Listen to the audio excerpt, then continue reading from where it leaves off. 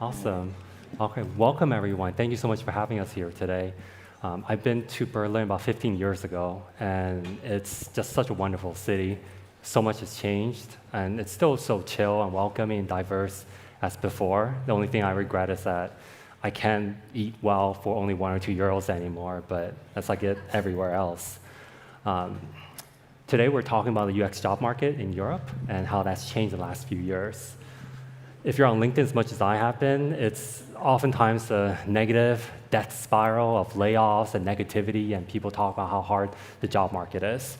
And that voice often gets echoed back and forth. So Damien put together a really amazing panel today of voices who can give you honest feedback, who can talk about the unfiltered views from almost every angle.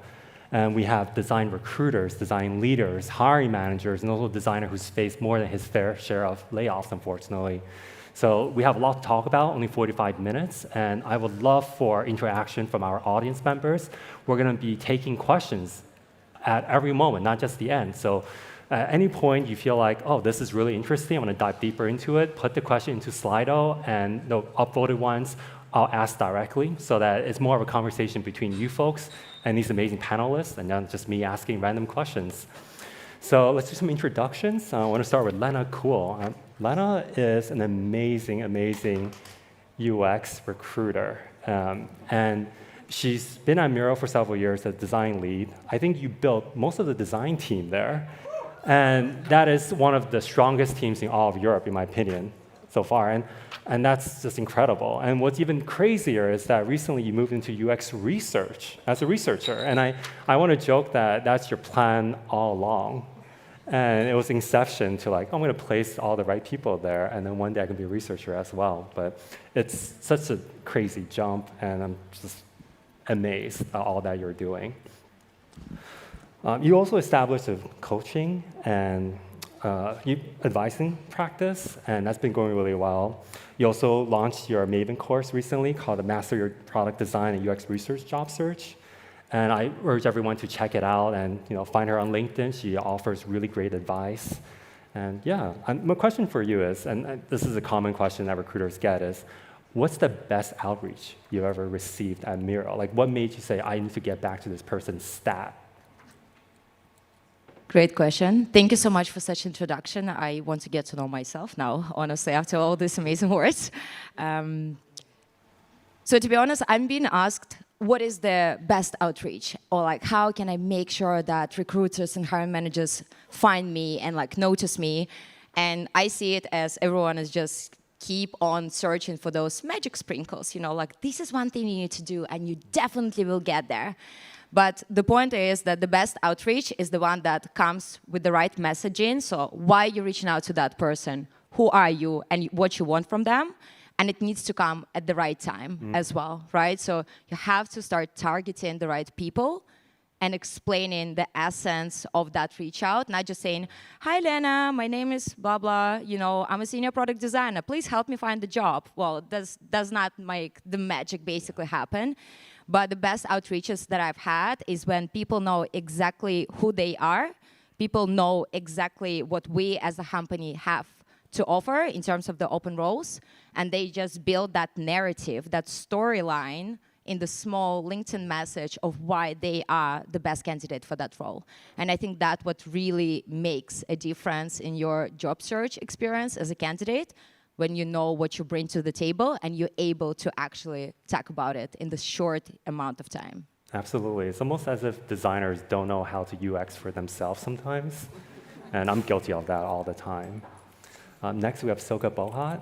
And I know you want to do your own introductions. Yeah, because I'm a little bit a weird bird here on stage, or in general on the conference, because I'm not in UX, I'm not even in tech. I'm working in CPG or FMCG, so I'm a global head of design at Weleda, but also worked at PepsiCo or Mars or Bayersdorf. And through my career, I have seen a lot of different organizational setups, and I am quite strong in integrating design into organizations. And just last year, or 1.5 years ago, that is also why I'm here. I joined Weleda, and Weleda is a B Corp that runs or aims for a circular business model, a regenerative model. It puts purpose over profit, is holistic, humanistic, all the things that we all dream a company would do, they do. And it's very different how they run their business. So one leg of mine is there, but the reason why I'm here is not because of that, 20 years experience, it's the other leg likely, because I have been quite engaged in the job market. I'm collaborating with recruiters. I rethink recruitment models, and everything I do there in this realm is non-profit. Literally dedicated my second lifetime to that. And so I know a lot about the facts. I know how many of you feel. I have a lot of conversations with the design leaders. And yeah, I'm regularly inspiring design leaders on how they can change their work models, how they can infiltrate the organization, how they can build destination teams, like a lot of crazy stuff, yeah. I love that. And I first heard about you when I saw your LinkedIn post. And you've been so consistent in creating so much value and help for people who are looking for jobs. All your posts are such high quality, all these best design jobs available, both in US and in Europe. What inspired you to start doing that? Yeah, the reason is that now many of you, when they apply, you get stuck in the ATS, so we have a systemic problem here. We have thousands of applicants stacking in the ATS and then filtered out, so AI, fighting AI even, you know. And who's lost are you humans, and you are looking for the human connection, but now you are applying for a job where you may not know someone in the company. And that's where you really have to activate the network. So I think the difference is that we need to get the network into the job communication, and not just here's the job, apply through the ATS, oh yeah, anyway, getting filtered out in 5 seconds. So we need to change that. Something needs to happen there. Yeah. Absolutely. Thank you for your service. Next, we have Dilara Nutze, and she's a multidisciplinary design leader and startup advisor. She's worked on some of the biggest tech companies in the world as a global design leader in leadership roles, including Klarna, Delivery Hero, and Checkout.com, which is just an incredible lineup on your resume. Very impressive. You're currently a fractional design advisor to other startups, and you're also advancing your coaching practice. So very cool. I think your unique perspective from the hiring side and management side is going to be super helpful today because people really only see the one side of layoffs when people talk about it on LinkedIn. So getting that other perspective, I think, would be invaluable. So for designers today who are worried about possibly getting laid off in the next year, what is the one thing you want them to take away from this conversation? Yeah, thank you so much for the lovely introduction, and I'm also super excited to be here. This is my first, I think, in-person conference. I'm quite excited as well. And today, I think one of the things that I want you to leave out of that conversation is a combination of my candid reflections as a leader and also what it's also taught me in that process of getting through a lot of uncertainty, as well as hopefully putting a bit of a positive spin around like how we should look into the future, but of course giving the space to process the perspectives that at least come from my side, and yeah, hopefully it will come across as authentic as possible. I know that it's a very sensitive topic, but at least I would like to share my own reflections and how I get through that, how I also learn about myself in that journey, and how to sort of build capacity to have a better mental fitness, as well as how to move forward in that job market. So yeah, that's pretty much what I'm hoping for. Yeah. We've had some really intensive conversations the last few days, so I'm really looking forward to this chat. Next, we have Nathan Guo. He's a senior designer at Volue. Unfortunately, he's faced more than his fair share of layoffs in the last few years. He also had to kind of fairly unexpectedly difficult job hunt after being laid off twice in the span of only 1 year. So I think having your voice here and just having people hear about your experiences is super valuable because layoffs are really scary at times, and hearing how other people deal with it and move on is just kind of a healing process like I had to go through as well. My question for you would be, in your process with all its ups and downs, and I'm sure there were a lot of people, your friends, loved ones who supported you, what was one piece of advice that really helped? Oh yeah, so as a kind of suffer from this global downtime about like job market, Yeah. so you definitely suffer from a lot of a challenge, along the whole journey. So one of the advice is that keep mental health. I think this is one of the top advice. For me, from my side, I try to kind of record my personal mental level in native iOS app called a Health app, and it kind of helped me to stand beyond of my body and trying to kind of observe myself in a more healthy ways. So kind of move forward and navigate myself through these tough times. Yeah, I definitely suffer from a lot of kind of dark nights and some kind of refusal, and a lot of negative news and so on. Yeah, absolutely. I've been there before. It sucks. Yeah, But definitely. hopefully we can shed more light on this. My name is Hang. I guess I'm the panel moderator. I'm based in New York City, Brooklyn, and it's just, I love Berlin. It's just such a wonderful city. I was a senior staff designer at Boston Dynamics, which is a robotics company. I also worked at Bloomberg and Gemini, so crypto and fintech. I pivoted into design recruiting right when the layoffs started because I have impeccable timing. So whatever I tell you to do the exact opposite, and you will come out very rich and happy. I love film photography, so if you see me, let's take I have a Polaroid camera with me, so let's take a Polaroid together. I think it's a lot of fun. Anyway, I'm seeing some questions already. Please add more questions. I think these are great, and I want to get this conversation going. I know this is a little bit uncomfortable for some of you, but I think it's so important to see just how much everyone is being affected by this right now. So if you're comfortable, please raise your hands if your company or your design team has seen layoffs in the last 4 years or so. That's quite a few, more than expected. And keep your hand up if you've personally been affected by layoffs in the last 4 years. So quite a few as well. If you're concerned about possibly being laid off in next year, raise your hand. I see. And if you're actively looking for work right now, raise your hand. Quite a few as well. If you have thoughts of just quitting UX altogether and going to restaurant work or owning a farm, raise your hand, because holy fuck. Wow. Always a possibility. Okay, that's like everyone. We all have thoughts of getting the hell out of here. So we should really focus on that. We need to like bring up a farmer who used to be a UX designer and get their point of view. But okay, so the biggest question that everybody has is what is going on in the UX market right now? And I want to start with Lena because you're super plugged in. You're talking to all these recruiters, hiring managers, and designers. What's your take? A lot going on, to be honest, and it's very interesting because like I feel that we've been boiling in the same soup for 2 years, but there is just so little information of what are the trends. Like, what is the trend beyond layoffs? Okay, like people get laid off, but like what else is happening, right? Like, how recruiters are working, how companies are hiring right now. Are companies relocating or not relocating candidates, right? Like, what talent pools are they going for? How can you be more successful? Everyone is talking about portfolios, but no one is explaining why a portfolio should be in a certain way. So I think what's happening in the market right now is like I'm seeing just this sea of hurt feelings. I see a lot of frustration from candidates because obviously, I hear so many stories with my, clients who come to me and say, well, I've applied for 400 roles and I've got only 2 interviews.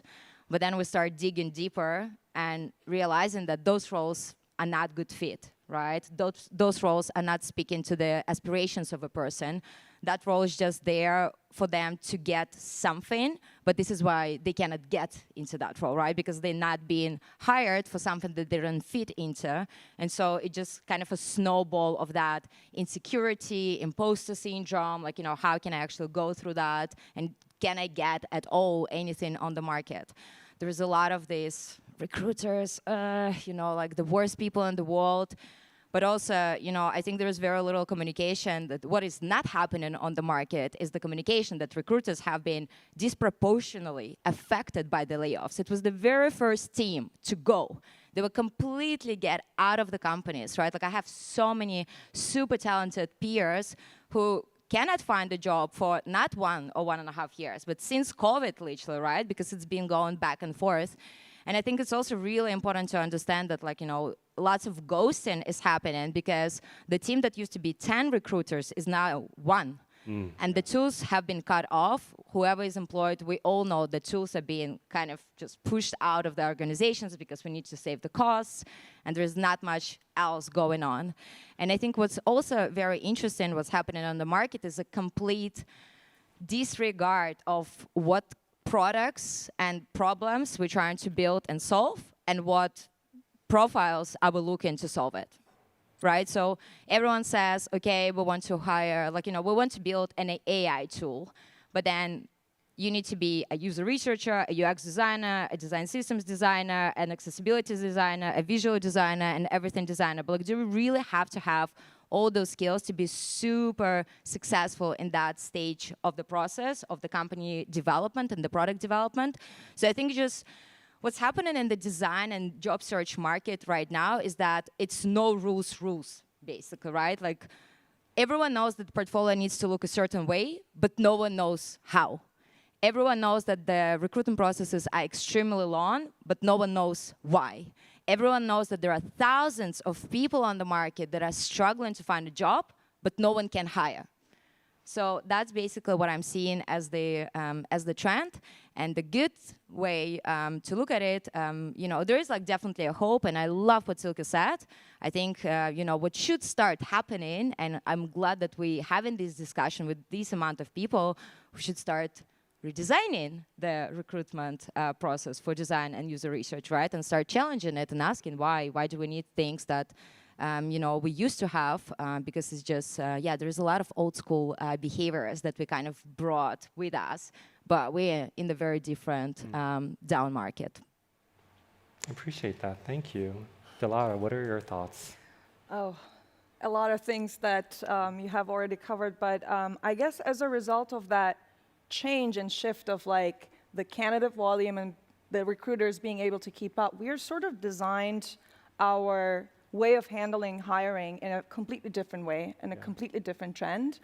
And I'm also seeing that pattern of like the teams are trying to keep up with the demand and the volume that was coming from the candidates, which sometimes also creates those like very unideal situations that the candidates have been ghosted and all of that. Like I also personally experienced that in the market when I was looking for leadership jobs, which was quite interesting because back in the days, there have been like specific people who were assigned to a specific type of roles in a company, in a design organization.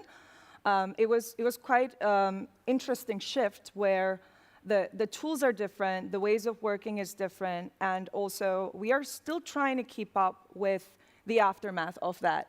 Companies growing at all costs and thinking that there will be a linear trajectory of like companies are going to grow as we have more people. And then we're still trying to like re-strategize our business. And as you say, like what products really are critical to exist and how do we also internally make those shifts and adjustments? I think it took a lot of toll on what's happening and how the external candidates are actually experiencing that.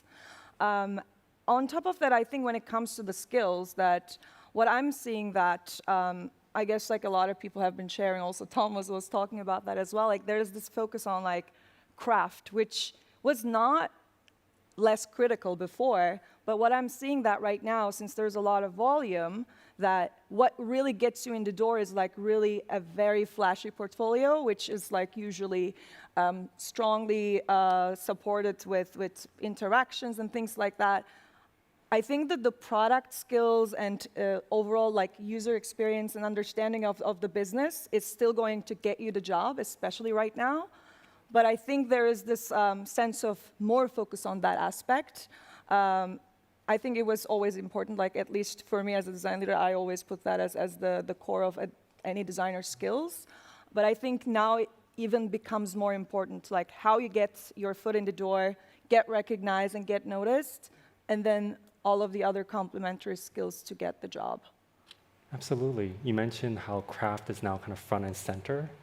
Silke, we talked a little bit about this in terms of how craft is now maybe a little bit more emphasized than before. What are your thoughts on that? Yeah, I have a lot of facts and a more business level perspective on things, so I apologize, it will be now a little bit compact for you. Yeah. So I start with like, did we come from? So we know there was an unsustainable bubble for hiring. I think Katrin Brookshire was collecting the data at Indeed and figured out, oh shit, sorry, I said shit, I learned that. Oh, anyway. So 500 plus was the number suddenly. For a few years, there was a huge bottleneck in companies and hiring. They didn't get any talent. So that was impacting like a wave it was going through, right? There was a lot of hiring. That means designers, they were designers also starting in the business without even having studied design. And we had suddenly an increase of recruiters because there was demand. So I was hearing numbers of 40,000 recruiters in UK and 25 in US, like crazy. Of course, if everything then has a demand, you have more designers coming, you have more recruiters coming. And now the companies, they had to act on that. So there was a lot of title inflation and promotions. People got promoted very early in their career without having the critical experience yet. Why? Because the companies wanted to keep the people. So talent retention. And then we had salary increase coming with it. So now, for 3-4 years, people were used to that benchmark, and now the wave goes down. It's not that this is super negative. If you again look at the numbers, we kind of stabilize now. So it's kind of a natural selection, you could say. So the recruiters were taken out from companies. Recruiters are also now leaving a little bit the business. Companies were laying off. Why? In the now, they have a lot of reorgs. If you look into the numbers, we have a 3-year high in splits of organizations. Every split of a company causes a reorg, and therefore usually people are taken out. And then we have also an increase of mergers. This is the same thing. Any change in organization means usually the resources are questioned. And then also the companies are shifting in their approach. They were having long-term OKRs before. Now they have to take care that their financial goals are hit by end of the year. So they have much more efficiency programs, more short-term perspectives. And if they don't see that the numbers are hit now, that's when the in and outs are happening, because resources are not anymore the IP and USP as before. It's now an expense. So literally an in and out. You sometimes see companies laying off in the half year and then hiring again in the next year, literally just to hit the numbers. Unfortunately, the outlook is that this kind of rotation might remain because the macro factors for the economy, that is a long perspective. So we talk about AI, technologies, war, we talk about trade, we talk about politics, all of that impacts that the companies are now trying to always keep themselves stable, and that means layoff will become a standard in a CV. If you have been laid off, so what? You are in the majority likely, and I think with raising the hands, it was getting a bit visible. So you shouldn't worry about it. It's a new standard. But who than us would be ready for that fragility? We designers, we are, to progress in our career, we are very often changing the jobs anyway. I mentioned before I was at Mars, PepsiCo, and so on, usually 3 years. So I am used to jump into cold waters every time, so are you. And that is also related to reskilling, and the outlook is not too bad when it comes to the amount of jobs. It's technically a slight increase of 3 to 6% if you look at some statistics, and then UX even 16%, so not bad. It's just we have to get used to the ambiguity of it. It was a bit of a rush, sorry for that. No, I learned a whole lot. If you have any questions regarding business and like HR and anything, I'm staying here all day if we cannot capture all questions. Thank you so much. With this down market, it feels like a lot of things are changing. Do you feel like, and this is an open-ended question to everyone, do you feel like the role and responsibilities of the designer, the average senior designer, has changed since teams have shrunken? Yeah. Anyone? Okay. Whoever feels I realized that I didn't answer the thing about the craft. Yeah. So the design maturity has changed too. In good times, enabling functions are supported by the business, and design is an enabling function. And so it was invested, and now that we have rather fragile times, we are deprioritized. Yeah. It also means that the perception of business is that design is rather pipeline delivery, getting things done. So that's why the roles are less strategic and more back into the craft. So the responsibility of a leader is to make it happen that the maturity is penetrated all time. And if you have to infiltrate marketing, as David was mentioning this morning, or if you have to infiltrate HR or any other function or any other leader, you have to now raise the design maturity again in the business, that design is not only craft, but even more. Lovely. Thank you. I would like to add to that point of like focus, moving more away from the strategic perspective to more the craft, is that in the moments of crisis, like it's the most tangible thing that we can put it out there, right? Like this is how we are sort of been known for, and this is our unique capability to do that. But I think on top of that, what I'm seeing that as part of that, like how the roles have been changed, is about the seniority, like the resource management that comes with that seniority. Like how do we bring our perspective into understanding what really matters and not necessarily like operating with the abundance, because we don't have that anymore. We don't maybe have the full capacity to write the guidelines or building new frameworks and things like that. Maybe less on experimentation, because all of these product pipelines got a lot more conservative. But I think like a lot of this, like able to distill the information that comes from business, and as also David mentioned, like this design and like what do we put into that is going to be, I think, continue to be still important. But I guess we really need to put ourselves in there and like really be visible with craft, and then being very close to business more than ever. That's what I'm also seeing. Yeah. And I would build on top of that as well. And I love the perspective of the craft, as you said, right? That craft has always been important. And like I'm quite, I'm here with you to say that as well. We've always been hiring like very strong designers. But what now is also quite important is like this opportunity, without having too much resource, to document and everything, still to create this alignment. And I think like this is a big skill that is needed in designers and user researchers, this storytelling, right? Like bring every stakeholder on that journey with you and make sure that you can deliver fast and frictionless, because, well, there is no time and we have to save money. So this is definitely something that I see like as a trend in terms of the competencies that are being looked for and challenged in the processes. From applicant perspective, I think during my past months, I figured that the job market require much more like a stronger all-round UX skills, research, writing, animations, and even sometimes they require some domain knowledge, which you have to kind of have like put some kind of crash course to understand some basic business logic in order to apply for certain roles. And I also had experience like the like a recruiting process is like extremely longer than before.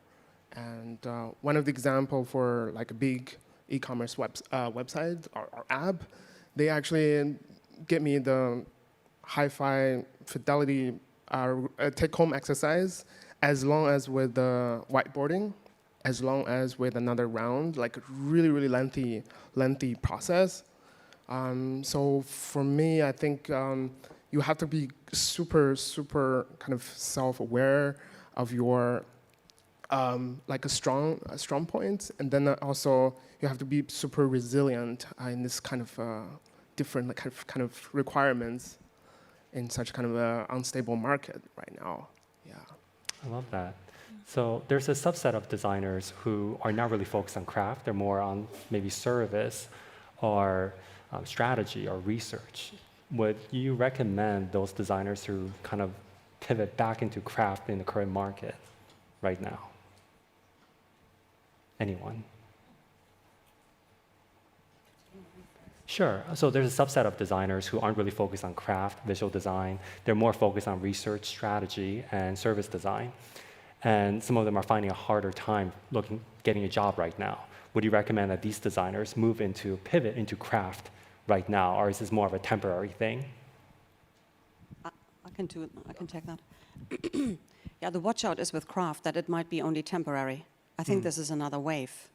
So it reminds me, I love this, what was it with the skills from David this morning, like the relevant and irrelevant skills. So watch out. You need to continuously reskill, and please, on the practice, not when you're unemployed, because most people select the talents by the work experience. So if you have a fantastic list of 20, 30 certifications, you don't get the job because they think you are not able to apply. You need to find a way to get new skills into the current job. So, and scope, even for yourself. While you do the job, try to get a little bit something on top of it, so you have it within the work experience. But yeah, coding was so recommended, if you remember back, like, oh, you should code, it's the future, and now AI just does it. So I wonder if craft is the next. And by the way, there are 2 layers of craft, the real doing or the seeing. So I think the feedback I hear is that many people are doers, but they are not seers. They don't see great design quality. So I think what you need to train in craft is seeing it. What makes it good design? Because AI might do it for you, but you need to be able to identify what is good. So that craft, that type of craft, you need to train. The real doing might get you now a job, but then you have to watch out that you transition it into what comes next. Thank you. I guess in addition to the skills, I think being very proactive, reaching out the community and building a network is more crucial than ever.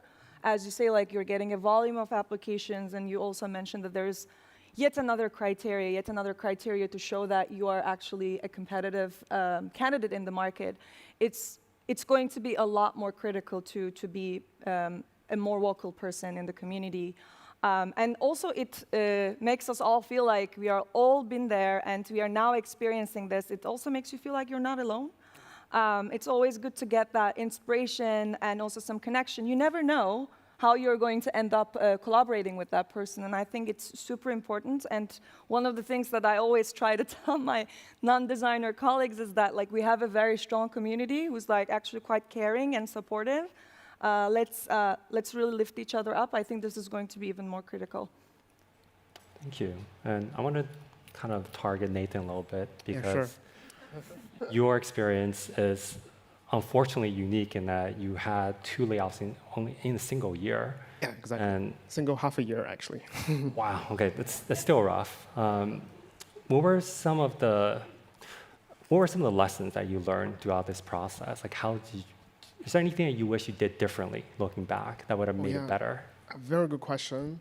I think that during the recruiting process, you have to be super sensitive about different rounds of interviews. You have to kind of read the room, read the mood of the interviewer, and then sometimes you can sense certain sort of instability.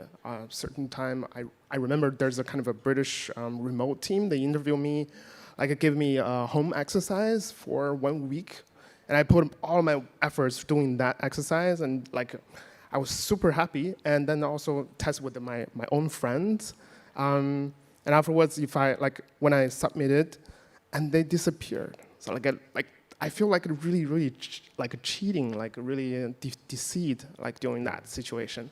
So I think in my past experience, realistic experience also, if there is some sort of uncertainty, or you feel it is not so comfortable, it's not like a normal things that you experience, maybe you just turn down. I know it's really hard to turn down those kind of few opportunities that I apply for.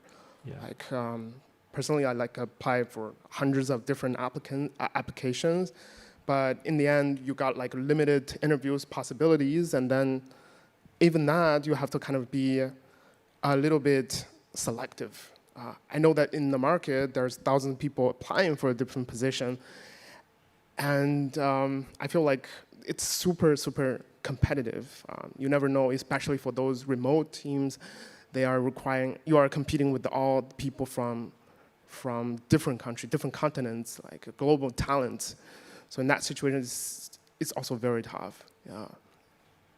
Sounds really tough. Yeah. So one thing I figured out is that if we also think about some kind of certain industries or industry-specific ones, like B2B products. Yeah. In that case, I think the entry barrier is a little bit higher, and then that is kind of maybe opportunity for certain Yeah. designers. Like I had a feeling that the B2C products are extremely Yeah. competitive compared to the B2B.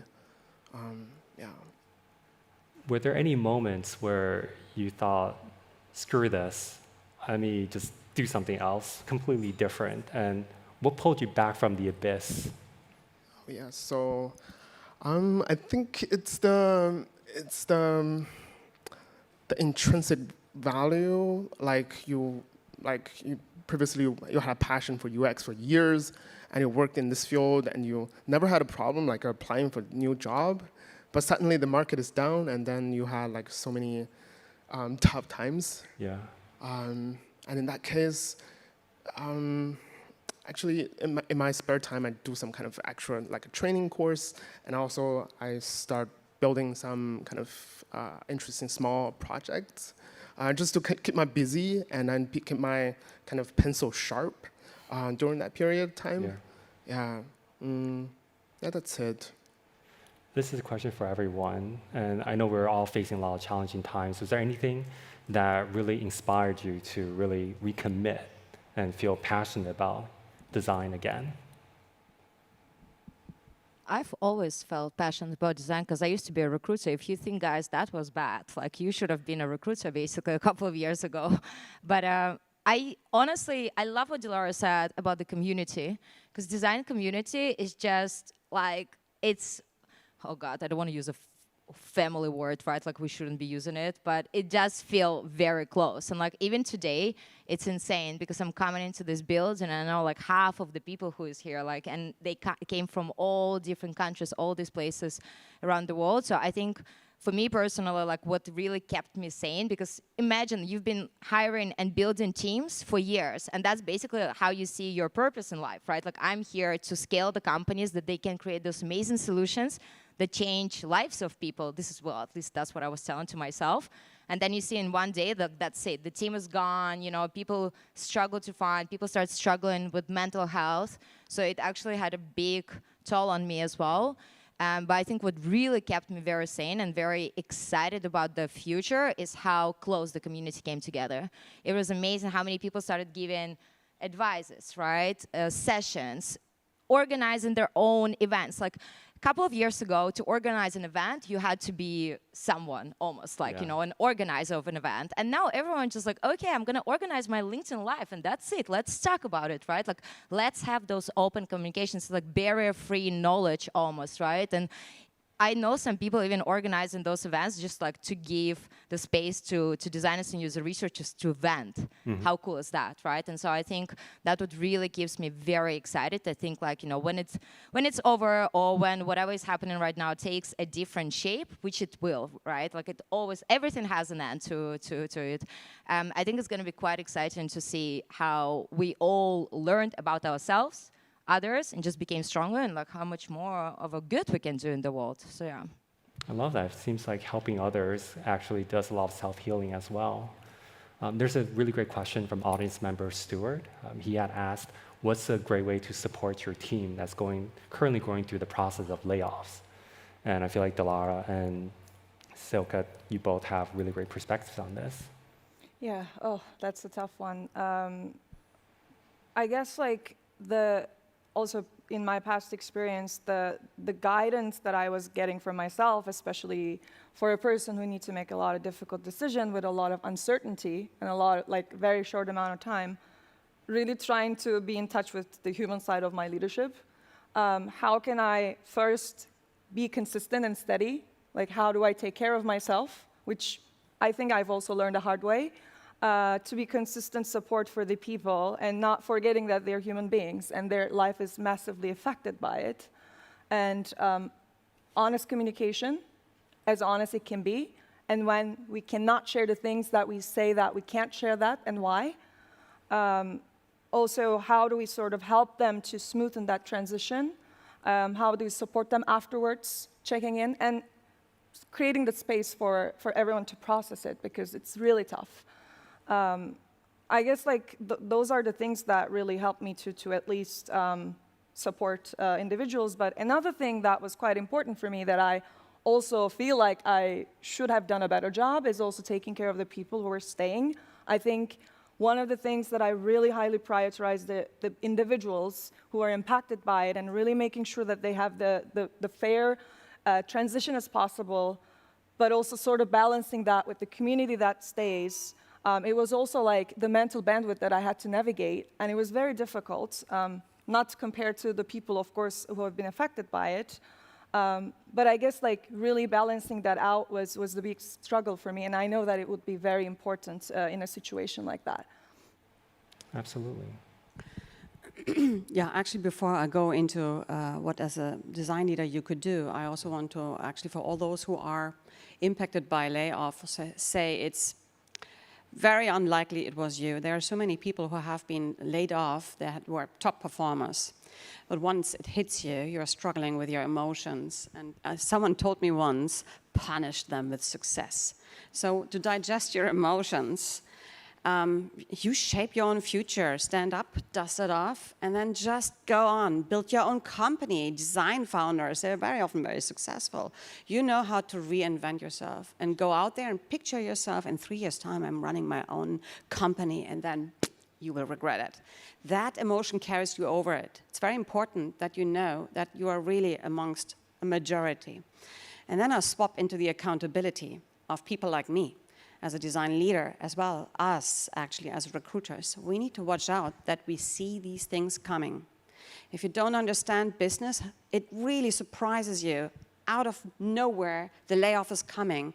And then literally you have to take out the people from one day to another. They even tell you how to fire. Not your way. Like literally from one day, suddenly the account is closed.